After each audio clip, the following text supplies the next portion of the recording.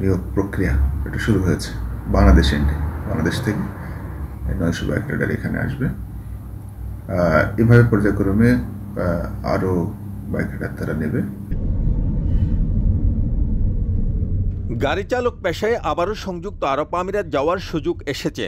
বাংলাদেশ থেকে বাইক ও ট্যাক্সির ড্রাইভার নিতে আগ্রহ প্রকাশ করেছে দুবাইয়ের রোড অ্যান্ড ট্রান্সপোর্ট অথরিটি। দুবাইয়ের বাংলাদেশ কনসুলেট জানায়, এরই মধ্যে দুবাই ট্যাক্সি কোম্পানি থেকে 900 কর্মীর ডিমান্ড লেটারও পেয়েছে তারা। আপাতত কোম্পানিটি 900 বাইক রাইডারের ডিমান্ড করলেও তারা বাংলাদেশ থেকে মোট 1500 বাইক রাইডার নিয়ে যাবেন বলে জানিয়েছেন। দুবাই ট্যাক্সি বাইক রাইডার হিসেবে বা মোটরসাইকেল ড্রাইভার হিসেবে বেশ কিছু লোক তারা নিয়োগ করবেন। তারা বলেছে তাদের প্রায় 3000-এর মতো বাইক রাইডার প্রয়োজন হবে।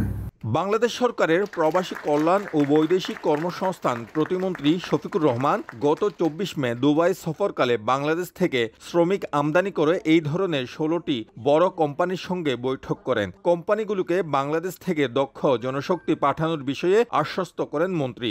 এই সময় দুবাই ট্যাক্সির নির্বাহী পরিচালকও সেখানে উপস্থিত ছিলেন। এরপরেই দুবাই ট্যাক্সির পক্ষ থেকে এই ঘোষণা এলো। স্বল্পতম সময়ের মধ্যে এই রিক্রুটমেন্ট প্রক্রিয়া যাতে সম্পন্ন হয় এবং বাংলাদেশি কর্মীরা এখানে বসতে পারে স্বল্প সময়ের মধ্যে, সেই ব্যবস্থা বাংলাদেশের পক্ষ থেকে গ্রহণ করা হবে।